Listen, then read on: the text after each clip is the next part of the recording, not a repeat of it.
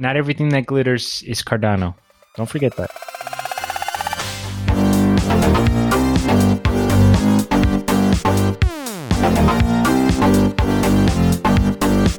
Hello, everybody, and welcome to this edition of the CryptoBasi podcast. You are listening to our Friday flagship, and this episode is going to be released November 15th, 2019. My name is Karim Baruch, and I'm here with my co-hosts, Brent Philbin.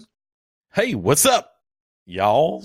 And Adam Levy. Hey, what's going on? I'm just kind of shook as to why it's a good date. Why is it a good date, Brent?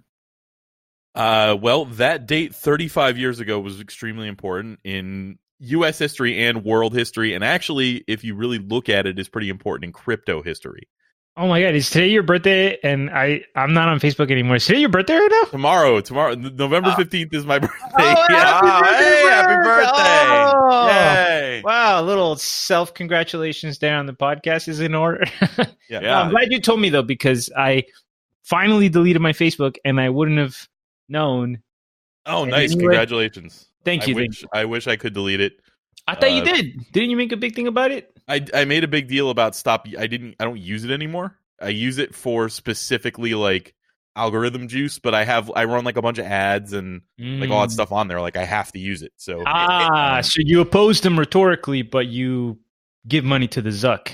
Gotcha. Yes. Yep. He certainly is an effective tool for getting people to buy your stuff. This reminds me so you can't make posts that are like sweeping declarations, massive stance, and then once you go back, they will always remind you. I remember I said I was retiring from poker in like 2016, and like honestly, this year people are still like, "I thought you retired from poker." Like, oh my God, I should have never made this post.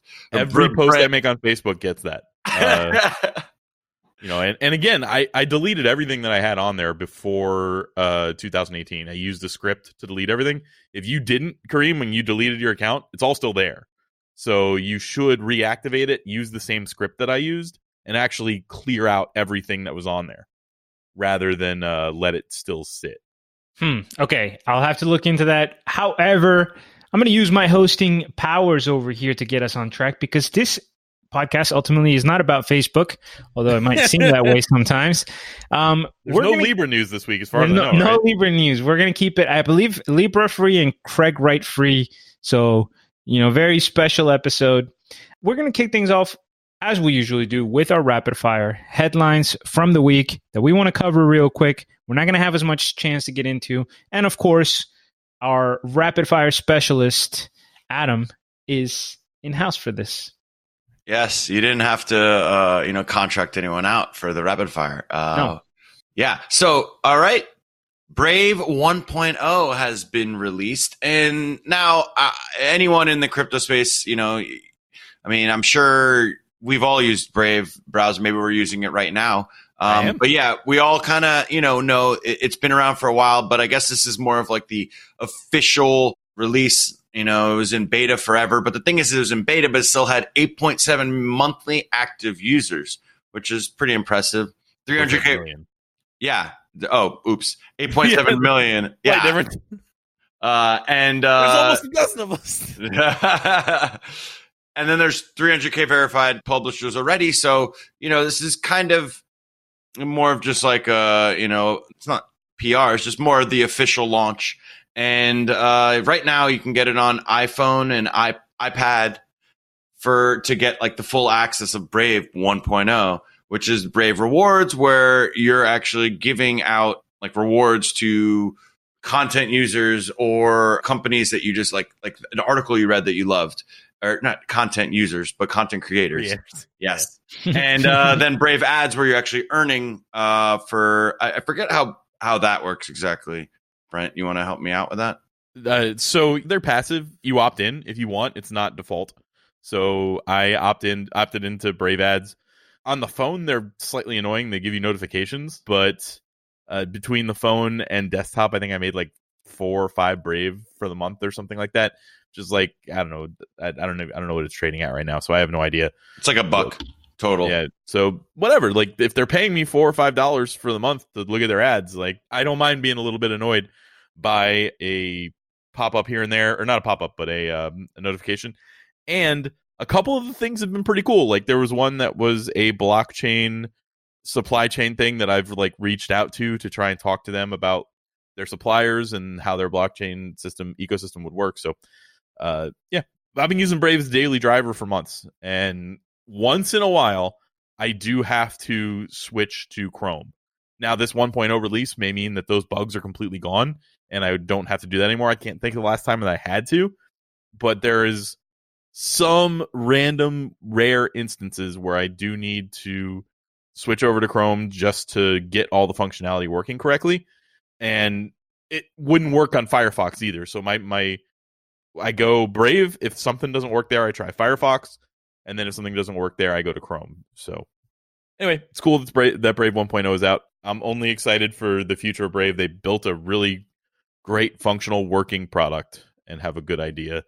And honestly, I'll probably try running some ads on there for a company at some point in the future. I'd say that Brave is probably one of the best Ethereum projects, or at least the farthest along of all the ones that are using Ethereum. Yeah, I mean, Brave itself isn't really an Ethereum project, but the basic attention token integration is. So yeah, I agree. It's definitely, if Steemit didn't suck, you could say like it's a crypto project that's further along, but not that it uses Ethereum, but yeah, anyway, yeah. Super happy with we got on a Brent rant real quick, but also the last feature is Brave Shields, where it's for automatic ad and tracker blocking, which is kind of a lot of the issue with why Brave was created in the first place, was just to kind of give power back to the viewer and not necessarily like give out so much information and data to anyone viewing the ad or whatever. So we had Luke Molks on the show a couple times. He's their director of business development, and he has worked in the ad space for a long time. And he's like, you wouldn't believe what kind of information people have on you. That's why we want the default experience on Brave to be opt out, and we do not want publishers to be able to actually get access to the information, only be able to serve ads through zero knowledge. So it's pretty cool.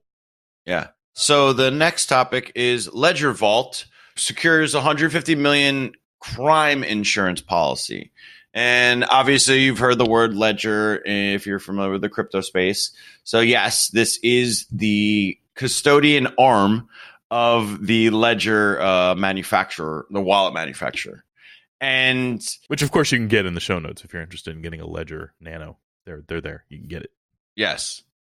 And I mean, this is interesting because now, if there's a third party hacks, you lose, theft of the master key or private key, even insider theft caused by collusion. There's now an insurance program that protects against that for Ledger users. Interesting. So serendipitously, this story is going to become very relevant in the later part of the show. Oh, wow. Foreshadowing. Wow. Let's move on to Iran. Well, that's one of our favorite countries. I don't know. Well, Karim. Wow. So Iran is offering bounties for illicit mining operations. We've actually talked about this maybe a few months ago, how Iran had really cheap mining. Basically, I think it was like less than a cent per kilowatt per hour to mine there for a bit. And now they're making they're basically tariffing.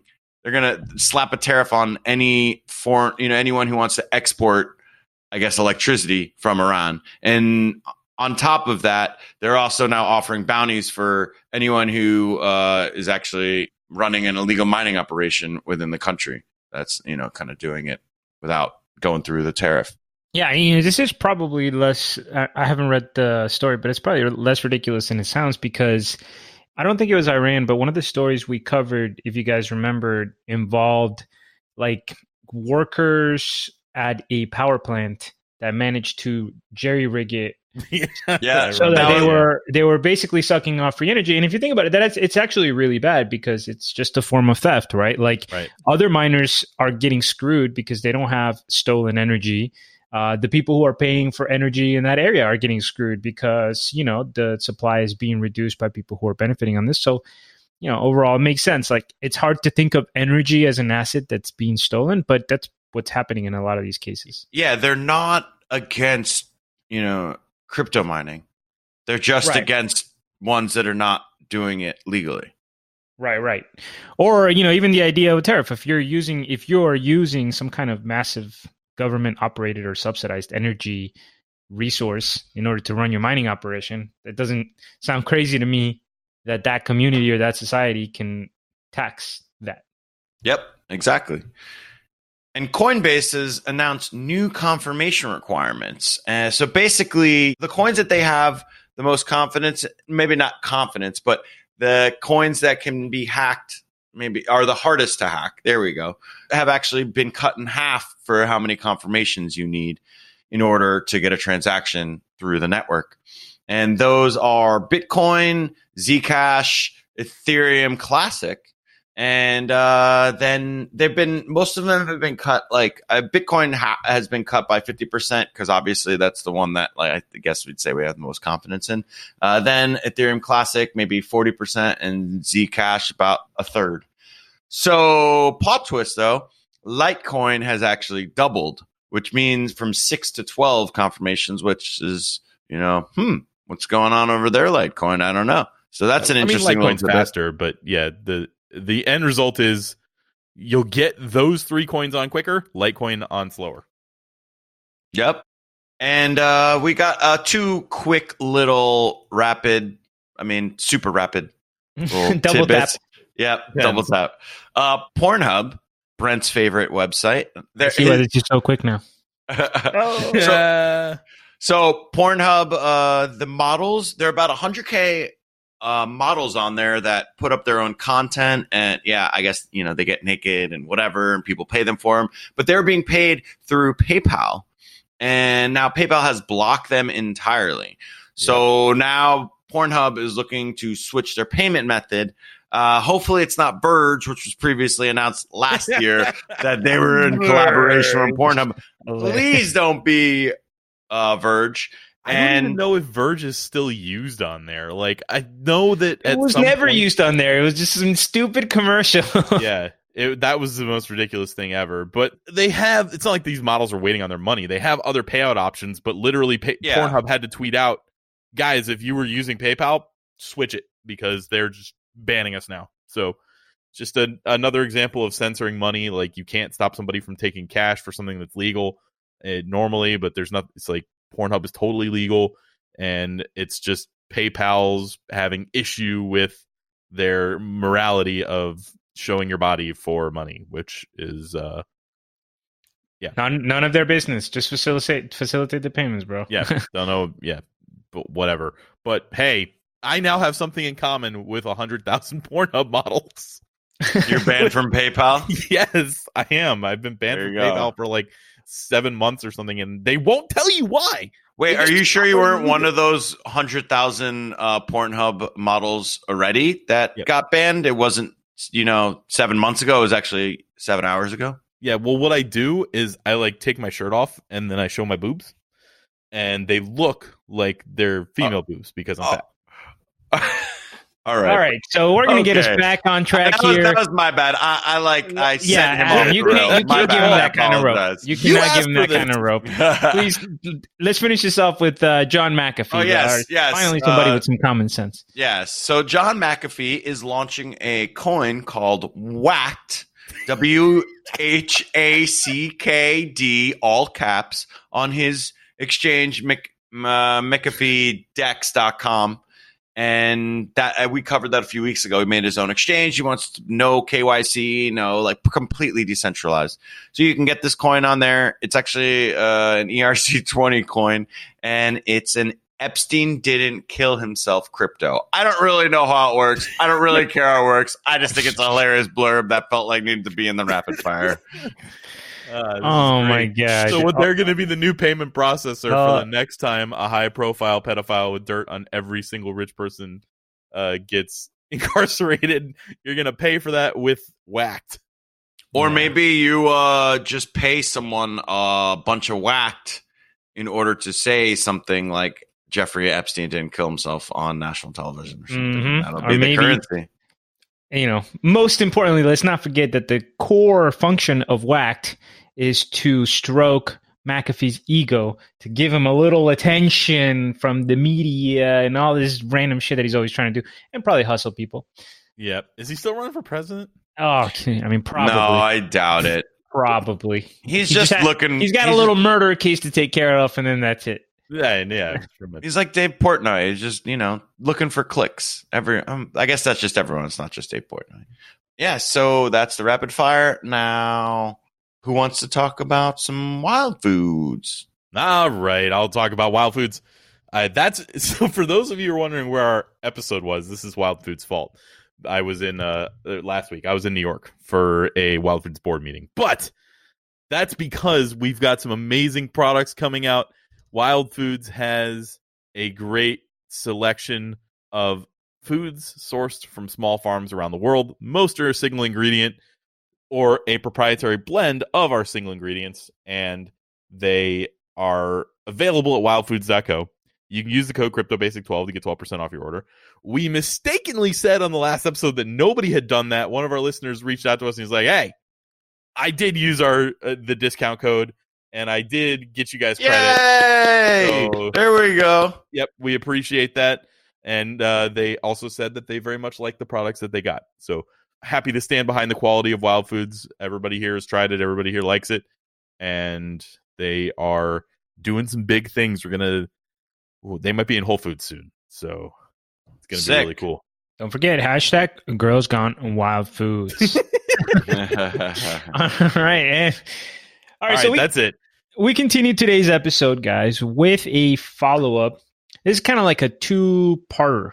All right. I want to give a little shout out here to the Black Brent on our Discord, who, as you remember, a few weeks back posted a Tether article that he said was very long, but worth the read. Dove in. It was, in fact, worth the read, and it goes in conjunction with another article that we found. So here's the main story. Here's the first premise. There was a quote-unquote peer-reviewed study, and it does seem to be in a journal, that was released by UT Texas John Griffin and Ohio State University Amin Shams. And their claim or their question was, did Bitcoin get manipulated into that all-time high that we saw, that incredible, massive gains that we saw a couple of years back, and its relationship to Tether? So here's what the study claims, or what the study claims to have found. Bitfenix appears to have massively manipulated the price of Bitcoin in 2017, and this is a direct quote from the paper. By mapping the blockchains of Bitcoin and Tether, we were able to establish that one large player on Bitfenix used Tether to purchase large amounts of Bitcoin when prices are falling and following the printing of Tether. So there seemed to be a pattern in which Bitcoin started falling, Tether was printed, and it was picked up. Now, one of the comments that somebody else made somewhere else online, which was a critique of this, it was the CEO of Circle actually, is that since the exchanges use omnibus wallets and they kind of pool a lot of their transactions, that it might be misguided to look at an exchange's action and say, oh, one player, when in reality that might be a bunch of players all being seen through the one exchange account. So that was one of the... Yeah, go ahead. Could that be a correlation of people buying the dip? That's what, in my mind. It could be. Exactly. It could be. And there's reason to be skeptical, which is why I wanted to include that quote. But a lot of the claims that they're making here is about the way the supply seemed to increase, not necessarily in conjunction with demand for Tether, right? One of the main hypotheses that the author posited was that Bitfenix was creating Tether regardless of demand for Tether, and that it was that additional supply that was being dumped into Bitcoin and buying Bitcoin, which also allowed them to attain Bitcoin, right? Now, here's the thing. This paper that the Black Brand posted, or this article about the history of Bitfenix and Tether, goes into a lot of depth. It's worth exploring, and I think it validates a lot of our skepticism about Tether from the beginning, all right? Right. So here's a history. In I haven't found anything that's ever said that, like, we haven't been right about that. Like, other than the fact that it's still in existence, everything we ever find and read confirms what we already think about it. So correct. Yeah, there's just this assumption that, like, oh, well, if it was fraud, it couldn't possibly still be going on. Like, Bernie Madoff never happened, right? Enron never happened. Like, frauds don't happen. So now let's put this history into context. In 2016, Bitfinex got hacked, and it lost 120,000 Bitcoin, which was valued at $70 million. That made them insolvent, but they made the controversial decision that everybody on the exchange, everybody's funds, was just going to take a 36% cut from everybody in order to, let's say, even it out and satisfy the losses. So basically, all of the account holders got screwed, right? Yep. Except but for they gave them a useless token, and it's going to get. We're going exactly there. But as a quick side note, it turns out we later found out that one particular holder of coins did not get a 36% reduction, and that was Coinbase. Coinbase, the money that they had on Bitfenix, they threatened suit. And they basically said, yeah, if you just randomly try to take 36% of the money we have on the exchange, we're going to court. And apparently Bitfenix was like, oh, no, you guys are good. You guys are good. Everybody else is taking 36%, right? They're not rich enough to fight. Yeah, exactly. That's exactly what it is. So, as Brent mentioned, what Bitfinex did was, all right, we're going to give you guys a token. It's called the BFX, right? Like it's this new token that we're going to do, and we're going to give you an equal value. Like whatever we took from you, we're going to give you the Bitfinex token. And then later they're like, oh, okay, so that Bitfinex token, which is supposed to stay around $1 and it tanked anyway. Well, now it's you can turn it in for equity share in the company, which was conveniently priced at $1 per share, which was also the price that the original token was worth at, right? At the time, Bitfinex was banking in Taiwan. Taiwan doesn't have a direct relationship with U.S. banks or doesn't have access to the U.S. financial system, so they have to use Wells Fargo as an intermediary. And Wells Fargo announced around that time that they were no longer going to accept wire transfers from Bitfinex. Bitfinex then sues Wells Fargo unsuccessfully. That goes nowhere because they don't have a case. So when they lost their banking relationship, this is just as a little signpost on the story. When this happened, there were $55 million in outstanding Tether. There are now 4 billion. What? There's 55 million, right? So after that relationship failed, they started looking around the world for another bank that would take him in, and they found a bank in Puerto Rico called Noble Bank, or Noble Bank, right? And it turns out that the board of directors of Noble Bank did not want to accept Bitfinex as a customer. And they were very worried that if they had a relationship with Bitfinex and that became a problem and that became public, that could ruin Noble Bank's relationship with BNY Mellon, which is essentially a holding bank that if you're a bank that is part of the U.S. financial system, like a Puerto Rican bank would be, but is outside of the U.S., basically BNY Mellon is a holding bank that allows you to maintain assets in the U.S. and transfer money easily and all that kind of stuff. The board of directors was worried that if they accepted Bitfinex, it could cost them the relationship with that bank. And if they lost that relationship, the company would just go broke. So there was a lot of resistance. Well, coincidentally, or not so coincidentally, Tether... A lot of coincidences in this Bitfinex story. Yeah. Tether, around the same time, did a Series A investment in Noble Bank. A Series A investment is like when you get like that preferred class of stock, you know, like the early round investors. So Tether invested $2 million into Noble Bank because, you know, Noble Bank looked like such a good business. Noble Bank accepts Bitfinex as a customer. Tether then deposits hundreds of millions of dollars into this bank. So all of a sudden, the bank reserves of this Puerto Rican island shoot up. People immediately figure out who it is, what's going on. And sure enough, the BNY Mellon looks at Noble Bank and he's like, yeah, we're done with you. And Noble Bank goes out of business. So, oh my God. Should have been more careful. So now they move on to Deltec Bank, a different bank, right? Which I remember that one. That's the one that if you search them, it came up money laundering before they even... Yeah. All right. Now here's where it gets even juicier. Bitfinex apparently was using a company called Crypto Capital Corp in order to move monies around. Wait, is that the one with that's the one with the football player, right? Or the Yeah, you're on the right track. We're going there. Okay. So it basically appears to be a money laundering operation. Yeah. Right. And what they would do, what essentially Crypto Capital Corp would do is they would find banks that had really bad compliance controls. And then they would open accounts with them, pretending to be a real estate institution. That way they could shuffle. So they would just go to a bank that's not doing a good job of like finding out who you are. And he's like, yeah, we're like a big real estate company. Can we open it up? And then they would just deposit a couple $100 million. All right. And then when customers, real life customers, wanted to deposit money with Bitfenix, they would contact Crypto Capital Corp. Then Crypto Capital Corp would give them the name, account number, and bank of a shell corporation. So it would just say, oh, okay, this is Global Trade Solutions. And then with instructions to make the deposit in the name of that shell company in a way to like not arouse suspicion from the bank, so that the bank didn't know that it was actually Bitfenix money, etc. There's a character similar to what they did with online poker.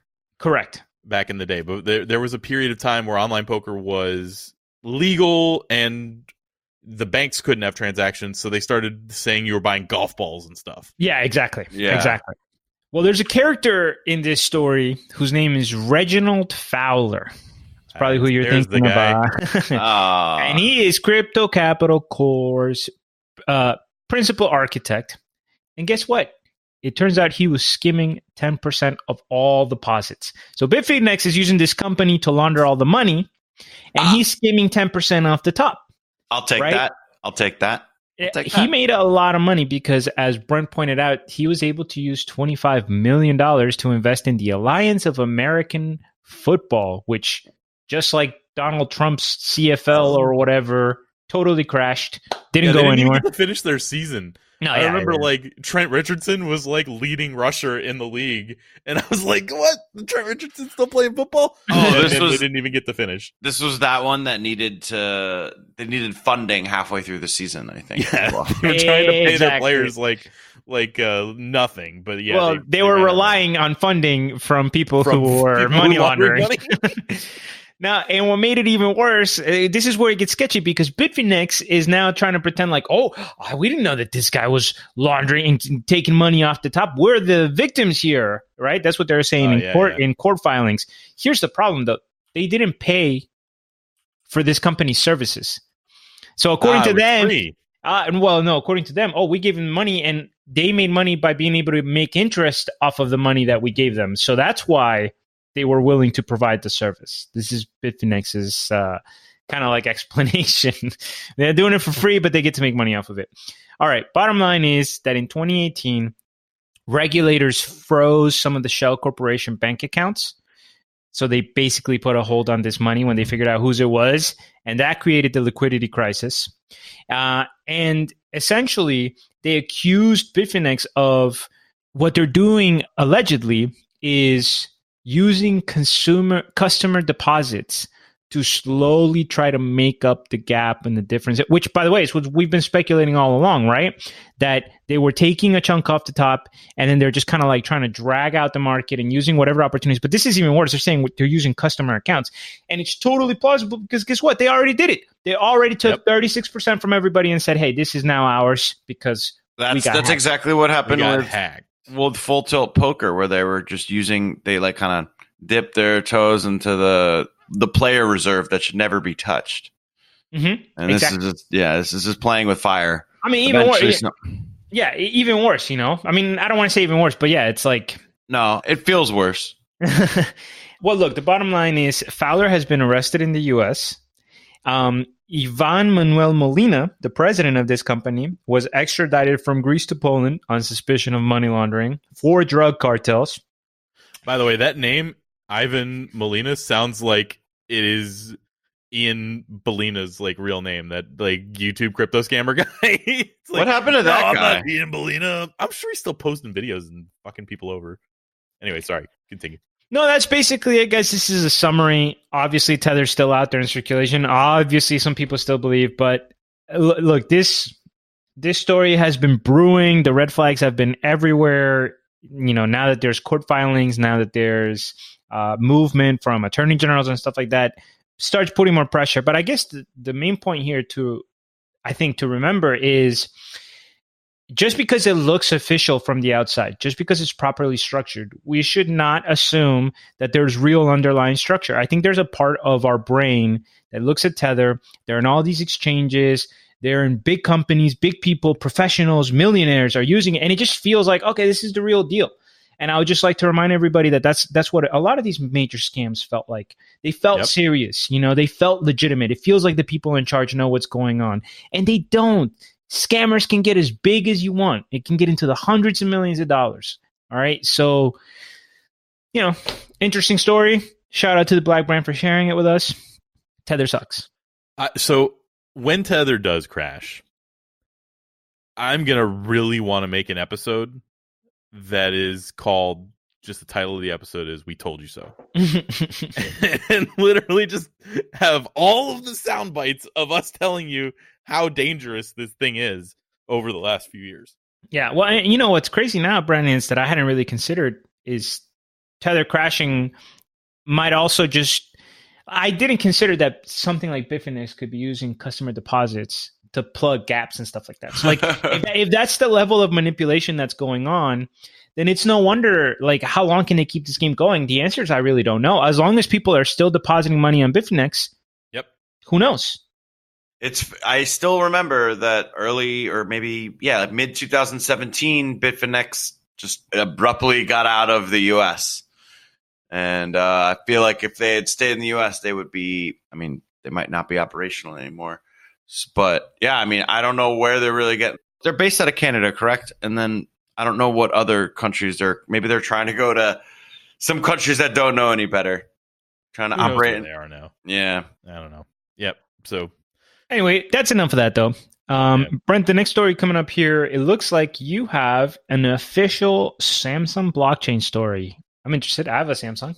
Yeah, it's pretty cool. So we've talked about the Samsung blockchain, like key store and stuff, but they have actually gone fully and released this specifically with marketing and to developers. And their marketing video was super cool. I watched it. It was 3 minutes long.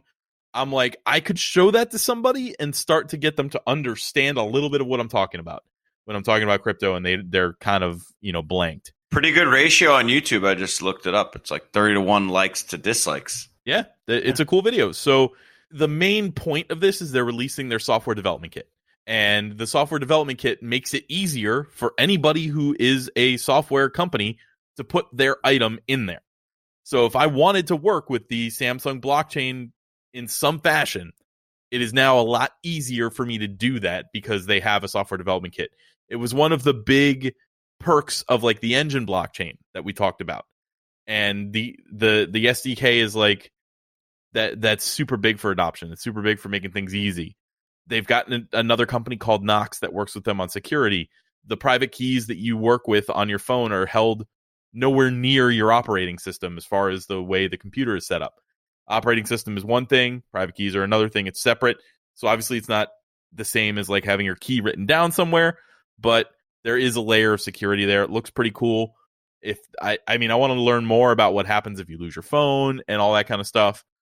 I suspect there is some sort of way to solve this.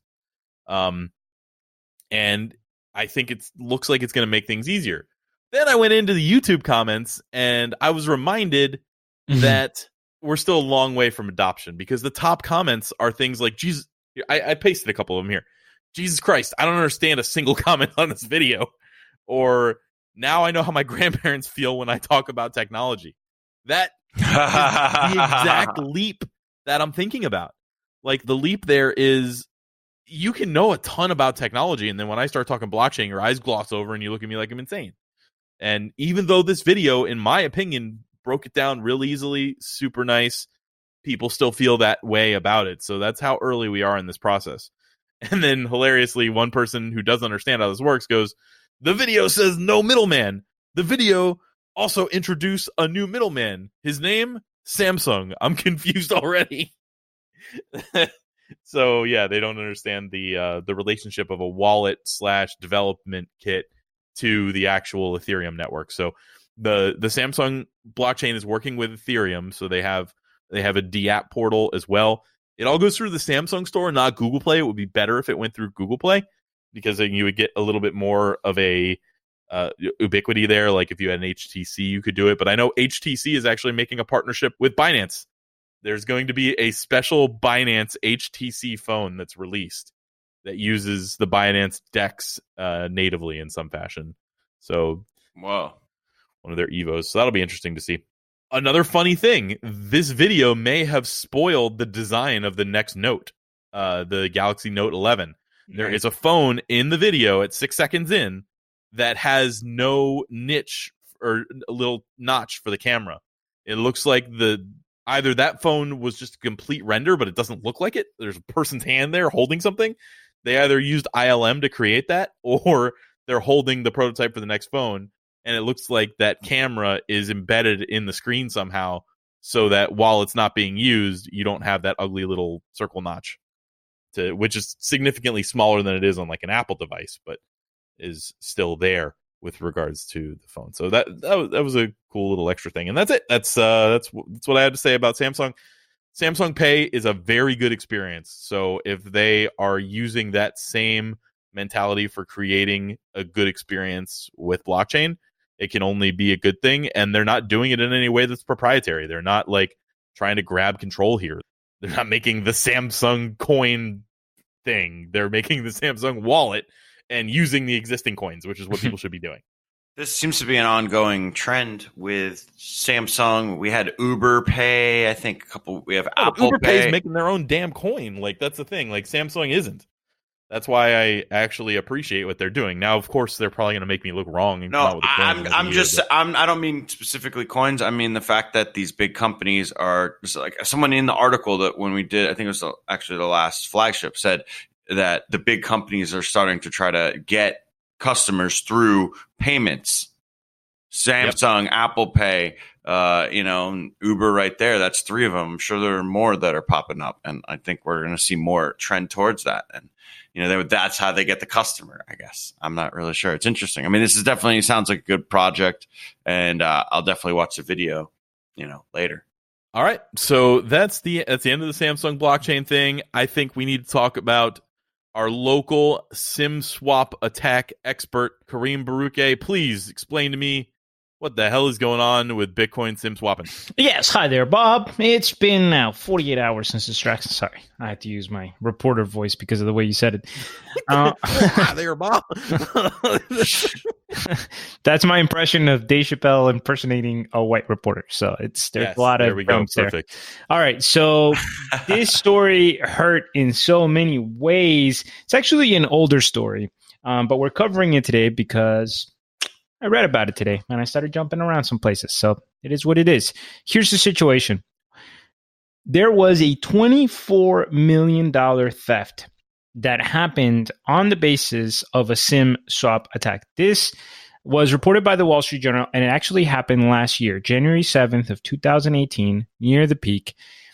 Michael Turpin had 1,500 Bitcoin stolen from him. Again, that was $24 million at the time. Wow. Here's how it happened. A group of hackers managed to take control of his phone number, and they were able to use the I forgot my password feature on Google to get access to his email. Which is why you should take your number off of all your Google accounts, by the way. Everybody. Just get it off there. Use only an old backup email. I've taken my number off everything. It was easier because I had to switch it because of these fucking SIM attacks. But anyway, continue. Sorry. Well, yeah, you're onto something there, Brent. So they hacked his wallet. Once they were able to get into his email, that's when it obviously got really tough because they start going through and looking for everything that he might have, all of his accounts, all of his crypto stuff. I'm sure they already have search words and everything ready to go to start kind of browsing through. It was a team. So they hack his wallet and they immediately sold the tokens and distributed. Apparently, within 48 hours, the money was out, sold, distributed.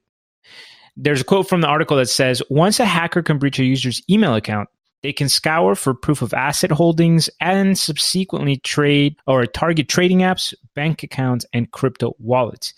here's what makes it really gross, guys. This man had been targeted and hit with the SIM swap 7 months earlier. So, of course, what we're all thinking is like, well, what an idiot. I mean, he should have done something about it. This is the sad part. He did. Number one, he called and added additional security with his AT&T account. So, for example, he added the feature that you need a 6-digit PIN in order to make any changes to his account. And he also told AT&T that he was a high-risk account and that he needed extra layers of security.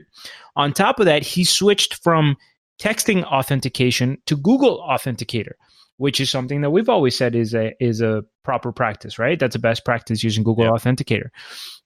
And he apparently, this is the part that it gets a little tricky. I wasn't able to find exactly how he had the wallet. It clearly wasn't in a hard wallet. That seems pretty clear.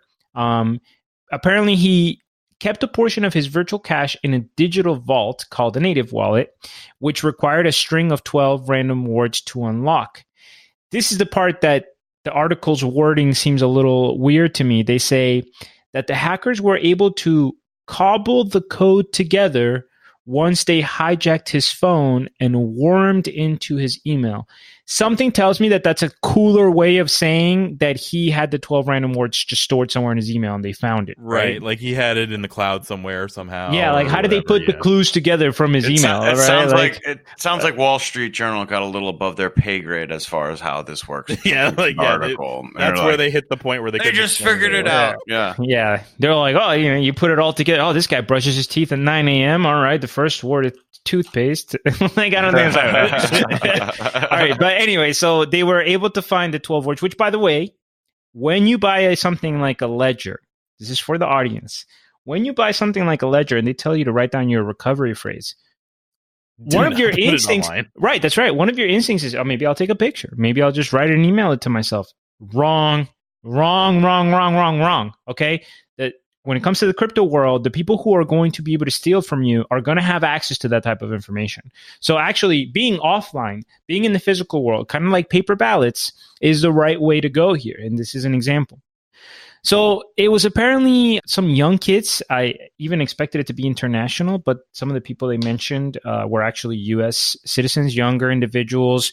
One of them was valedictorian, and he actually happened to get caught almost luckily because another guy who got robbed went to his police department in California, and they actually got curious because they started wondering, like, how did AT&T allow for this change, right? Like, that's the connection that they don't understand, that like where it almost feels like negligence. And sure enough, Turpin is suing AT&T. He's suing for $24 million in restorative damages and $200 million in punitive damages because he's arguing that AT&T's negligence essentially makes them complicit in this rampant SIM swap attacks that have been happening. Now, it turns out randomly when I was poking around, somebody else is suing AT&T for the same thing. In California, there's an entrepreneur called Seth Shapiro. He's a blockchain entrepreneur, and he is alleging that a couple of the firm's employees had perpetrated a nefarious SIM swap scheme that resulted in him losing $1.8 million. And according to him in court documents, he's claiming that he's in possession of the chat logs that show the AT&T employees bragging about and discussing like how they're going to use the money to buy their dream cars and all this other stuff. And this guy had also asked AT&T to prioritize his account for security because he had been previously hacked. So Michael Turpin obviously got mega screwed here. $24 million is a massive amount of money to lose. And, you know, frankly, it makes me think a little bit like going back to that ledger story that you talked about earlier, Adam. There is going to need to be something like this. I think as much as we love the cryptocurrency space, and there might be a lot of different solutions. Like if this was a hard wallet, it wouldn't have played out like this. Now, in his defense, maybe a hard wallet is not what is efficient at those levels of wealth and movement, right? Like it's easy for me to say, oh, look at me. Like I take my one Bitcoin and I put it in a hardware wallet and I never look at it again. Well, yeah, but if these guys are moving around hundreds of millions or tens of millions of dollars, they're obviously not just keeping their money in a little account, but there has to be a way for these people to be able to move wealth around without it being so like, I mean, this is really vulnerable. I mean, can we really imagine a scenario where this gets this amount of money gets stolen not in our crypto world, I don't know that I can. Here's another thing that's happening. When people get these scams done to them or they get this money stolen, the police don't give a shit. Our listener that's been that got scammed, the police, it's thousands of dollars. Like if I came up to the police and I said, hey, this guy stole $4,000 from me, they would do something. But when you go up to them and you say that somebody stole half a Bitcoin from me, they're like, yeah, you're an idiot. You know, like they don't know what to do to look this stuff up, so they just don't do anything with it. It makes it a lot harder to even start to try and track this stuff down. And I think that the ease with which things can be stolen and the nature of decentralization not being able to reverse that stuff, which is something we want. Like in theory, we don't want EOS. We don't want people making subjective decisions as to what should be reversed and what shouldn't. That kind of goes against the nature of the blockchain. I don't know how to solve that in the middle. Look, I don't know how to make that. And here's the thing. This is where I feel like it starts getting complicated because there's a spectrum here. And I think that there's not going to be a one size fits all. And as the amount of money gets bigger, you know, just like in the real world, right? Like, how do you keep $1? Who cares? Doesn't matter. Literally anywhere on the counter. It's irrelevant. How do you keep a couple of $100? Well, some people keep a couple of $100 in their wallet. Once you start getting into a couple of thousand, maybe they keep it somewhere in their house.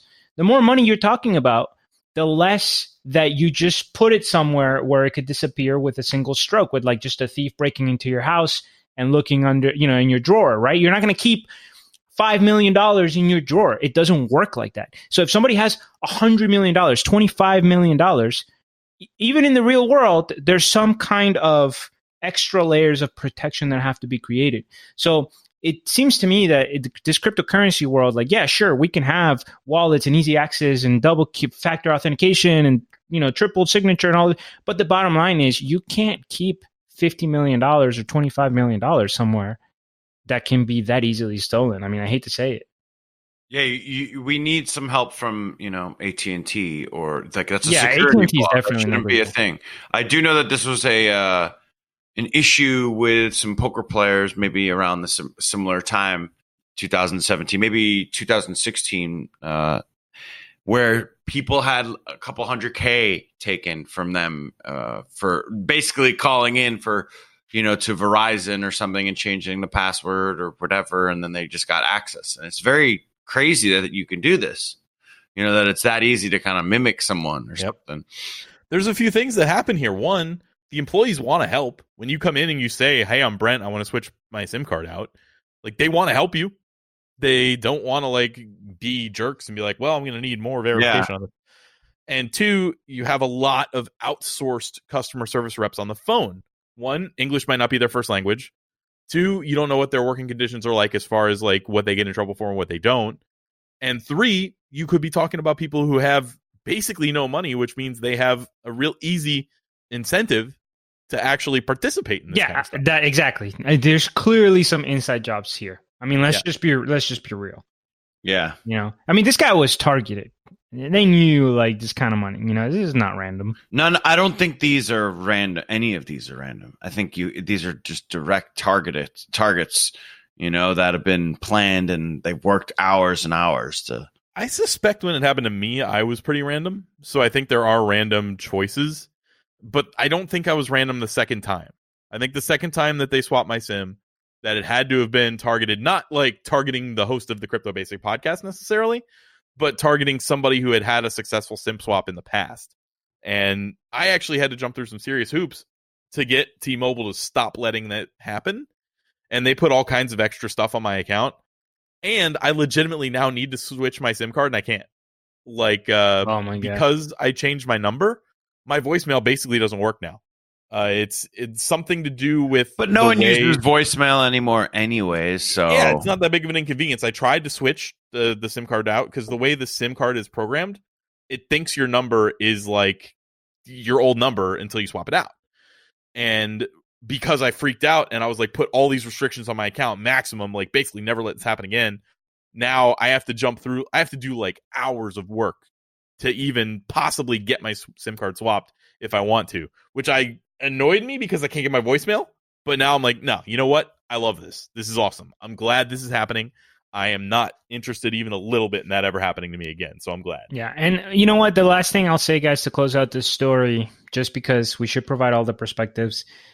this is an extension of the real world, right? This is not exclusive to cryptocurrency because a lot of the frustrations you just discussed are also things that I experienced with my identity theft, right? And people have experienced all over the world with identity theft where they get debt in their name, credit cards, all kinds of stuff. So it's not just like in the crypto world that you can have your assets stolen because somebody stole your key. This is an extension of somebody stealing your identity, your social security numbers, your passwords, your keys, your whatever. The more that we are able to create digital value and exist in the digital world, the more that we're going to see digital crime and digital theft. And it is what it is. Indeed. All right, so let's move on to something a little bit lighter. We're gonna talk about somebody fucking with the EOS network, which I'm pretty happy with. This is just a quick story. It wasn't like rapid enough to be rapid fire, I guess, but there is a token called EIDOS. I have no idea what it stands for, but they are clogging up the EOS network intentionally. Like the whole point of the token seems to be to expose the fact that somebody can do this to the EOS network. And I guess the block producers have gotten lazy and they're not doing anything to solve this stuff. I don't know about the internal politics, but the Twitter account that is being involved with this is at ENUMIVO and New Mevo. And their like little catchphrase in their handle says soon, something out of nothing. and it's not like it's a troll account. They haven't really been trolling or anything, but this whole thing seems to be like a troll or somebody trying to prove a point. The way this token works is like there's a massive airdrop going on, and you get tokens in the airdrop just by moving your EOS around and clogging up the network. So if you do that, you get the tokens, and they're traded on exchanges, so you get like value. So it's like transaction mining on those exchanges that we covered, like the scams, like the F coin, except they're just doing it to the network and messing with the network. So I guess it caught like the way the stake. I don't know enough about EOS to know like why this works, but I guess the way the staking and the rewards and all that happened, they've been trying to get them changed, and block producers that have been voted in are just raking in their $10,000 cash a day or whatever. Shocker! Yeah. Wait, what? Yeah, what? It's super shocking. An elected group of entrenched bureaucrats are using their power to just enrich themselves and not fix the community's problems. Unforeseeable. Yeah. So that's it. Kind of funny that EOS is being fucked with. That's all. I just wanted to. All right, guys. I have a very important data scam. Never thought I would say this. Cardano is a scam. Cardano Gold. Be careful what you wish for. All right. This is why it's a little funny. Apparently, back in the day, somebody was interviewing or joking around with Charles Hoskinson or whatever, and he was like, "Yeah, well, you don't really know you've made it until there's like a Cardano Vision and a Cardano Cash, you know." And well, he got his wish. There's now a Cardano Gold. It has emerged. If you go to the website, it's full of spelling mistakes. One of our traditional red flag indicators. There's all kinds of errors. This is another interesting trick. You know, I really learned over the past couple of years the power of boldness, being bold. And not to get too political, but like look at freaking Trump, man. He could lie about anything, but he's just so bold about it that like some people just like, I don't know, it glazes over, right? So these guys, the Cardano Gold at the bottom, it says as seen in, and it has all of these publications: Best Coins, Coin Hills, Foxico, Olink, all of these. They're all fake. Not a single one of those publications exist. They all had unique logos and stuff, but not one of them is real. And then they have a list of advisors. Their top advisor already tweeted out, like, I have no idea who these people are. I'm not involved with the project. Blah, blah, blah. This is a scam. Yeah. But it's like so amazing, right? Because you know somebody will stumble on it. Somebody will not do their research. This is not going to be a zero profit scam. You already know. But anyway. So yeah, Cardano Gold. Not everything that glitters is Cardano. Don't Stay vigilant. You just can't ever let anything slide. You have to always double check. There are phishing. There's so many different types of scams out there in this crazy world. You got to be up on it at all times. So speaking of scams, I think it's time to talk about South Korea. Yeah. So the CEO of a South Korean exchange, CoinUp, is receiving 16 years in prison. And his name, for whatever reason, the article just had Misters in there. They didn't say the first name of the guy. Is Mr. Kang Mo defrauded investors of 450 billion won, which is equivalent to $384 million, which is still a hefty chunk of cash. And him alongside the one that posted "I'm sorry" on Weibo, right? Like that when they scammed. I think I can't remember, but isn't Weibo a Chinese app? Or am I thinking of something else? I could be messing. There's so many of these big Asian scams that seem to pop up for hundreds of millions. There's another one a couple weeks ago that we were talking about. There's just more of them. That's why we see more scams. Yeah. It's probably the same ratio per population. Fair. Simple statistics, fam. Don't be a racist. So, him alongside a slew of other execs are receiving varying sentences, with the lowest being 6 years in prison. One is actually a mother-in-law of one of the execs. I don't know what they were involved for. But so he promised customers 200% returns on crypto purchase just 4 to 10 weeks after purchase. I don't really know what 4 to 10 weeks, like why that's like some sort of, maybe that makes it seem more legitimate. Oh, absolutely. That is very reasonable. So 4 to 10 weeks, you said, we'll do a 7.5 average. So 52 divided by 7.5, 390. Wait, that doesn't sound right. 52. Sorry. We got the math corner with Karim. Okay, Adam, according to my calculations, he was only promising a 1,386 yearly return. That's pretty reasonable. That's so, yeah. I mean, yeah. Wait, do you usually not 13x times your investments within a year? I usually go five figures on my percents. It's usually 10,000% minimum. Oh, this guy's a Tron investor right this there. This is strictly better than, than BitConnect was. They were only offering 1% a day. Yeah. So then they also shilled some projects that were at a very small chance of increasing value. I didn't really look into the project, but the best part of this entire article is I'd like you guys to click on, and this will be in the show notes, I'd like you guys to click on the picture that I embedded. So he photoshopped a pic of him standing next to Moon Jae-in, which is, and I'm sorry to the Koreans if I pronounce that incorrectly, but that is the, I think that's the president, the Korean president. And he photoshopped it next to him. And he displayed it in coin. I know. He displayed it in coin up offices to mislead potential investors. And if you just look at it, it's like, I mean, it's just hilarious that this is a real picture that he tried to like one guy is wearing some nice, flannel sweater or some sort of nice cashmere sweater, and then the president about that. That's is wearing an ugly Christmas sweater. Yeah, it's an ugly Christmas sweater, and then the president is just wearing a suit. Like clearly, they're in different like lengths from the camera, different settings. I mean, they're kind of blending together. It's just a terrible Photoshop, and really, I thought it was pretty hilarious. Yeah, it's pretty amazing. But see, this goes back to the point that I was making earlier. The mistake here is being timid with facts and, I wonder what people will think if my lie is totally obvious or my Photoshop is clear. No. You got to just not care at all. Just get in there. Just get in there. Just Photoshop. He actually, I feel like he went way too out of his way with the white background here. I think he could have gotten more creative. Put it like in the jungle or something. Next scam, he'll be better at Photoshop. Yeah. In 16 years, when he gets out, there's going to be some new crypto scams that he can get involved. He'll have pictures from over the years. He'll have developed his actual cut and pasting skills in prison, where he'll be able to physically, cut out things from magazines, put his picture next to it. He'll have it'll be perfect. Yeah.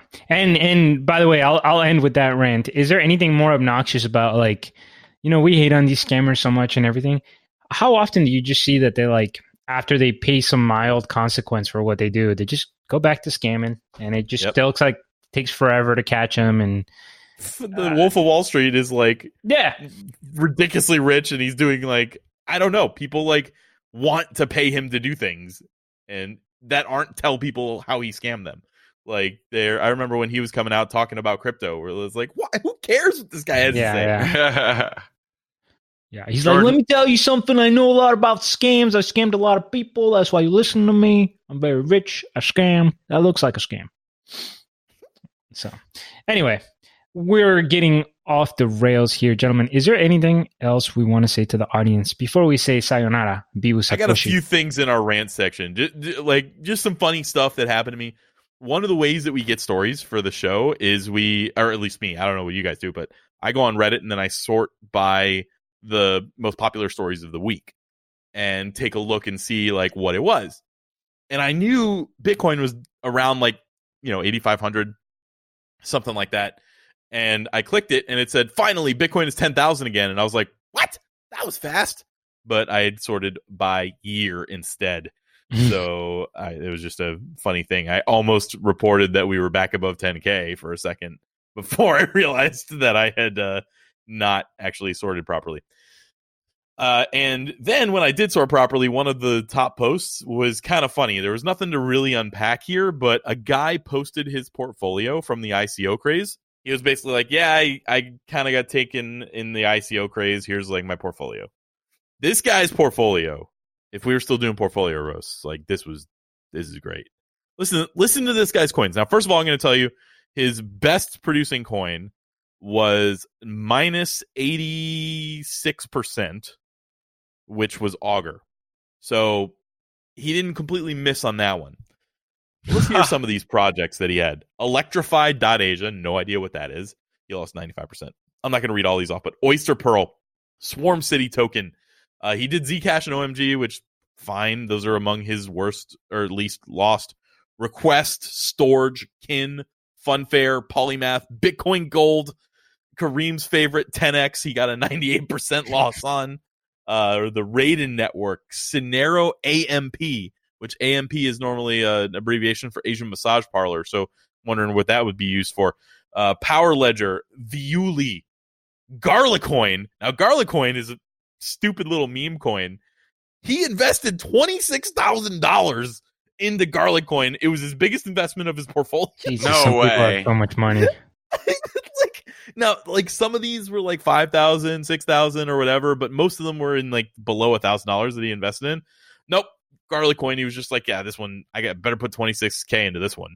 And he was even in the comments, like the Redditors were like, really, dude? 27,000 in Garlicoin? He's like, well, the Bitcoin that I got to acquire, or that I acquired to buy that only cost me $500. So when I bought it, it was worth that, but it didn't feel like it was that. And I was like, oh my God. So then Economy, Augur, Digix, DAO, Breaker. The guy doesn't have a single coin that I own in his entire portfolio. I mean, same with me, but that's less impressive, to be fair. Yeah, like you own less coins than I do, but like I think the only one of these that I ever owned was OMG, and I don't own it now. And that was literally because I liked the name, like because I thought it was related to magic, and it wasn't. I'm at 4. Wait, which 4 coins do you share with this guy? No, at some point I did own. I mean, Augur, OMG, and then there's Economy, which I like. Yeah, I mean, I only had that for a little bit, and then Kin. Wow, you felt you were in on the Kin craze before they got owned.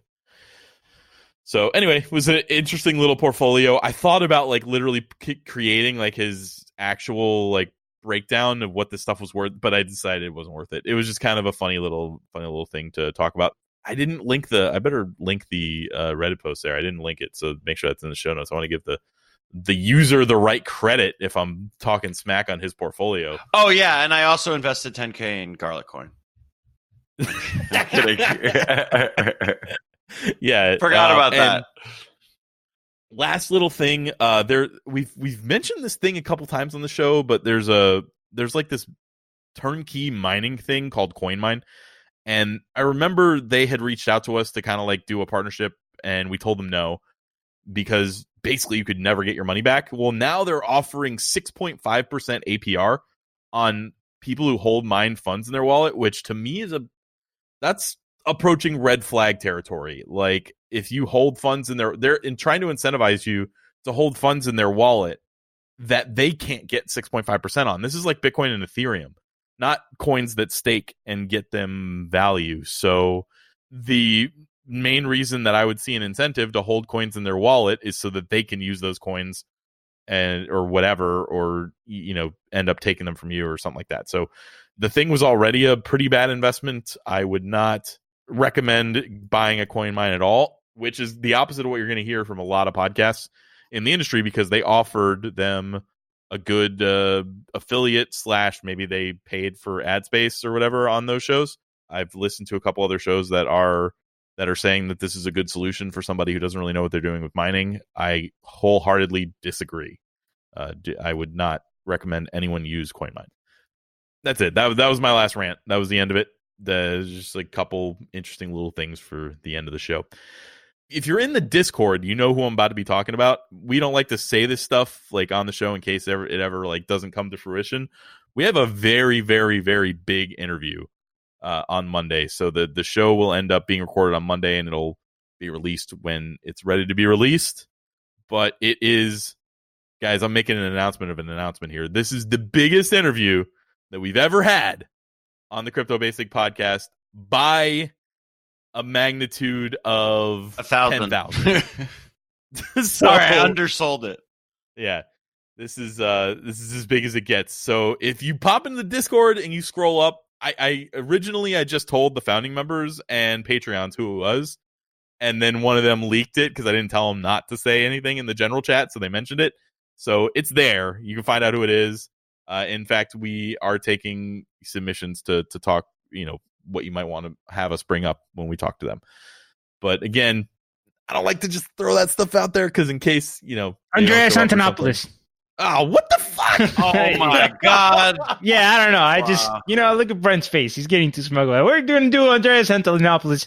It's guaranteed. No. It's Vitalik. No, it's not Vitalik. It's Andreas. Jesus. Oh, wait. No, it's Charles Huskinson. No, it's Roger Ver. All right, it's Craig Wright. God, if we now no one knows. But yeah, no, it is Andreas Antonopoulos. I'm pretty sure I said that right.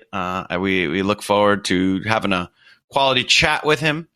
And if you have a good question for him, now's your chance. Pop on our Discord and shoot it. If we like it, we may ask it. Yeah, or you can email us at cryptobasicpodcast@gmail.com. Otherwise, Karim, other than being big with spoilers, what don't we do? We don't give financial advice, Brent, because we don't know about that.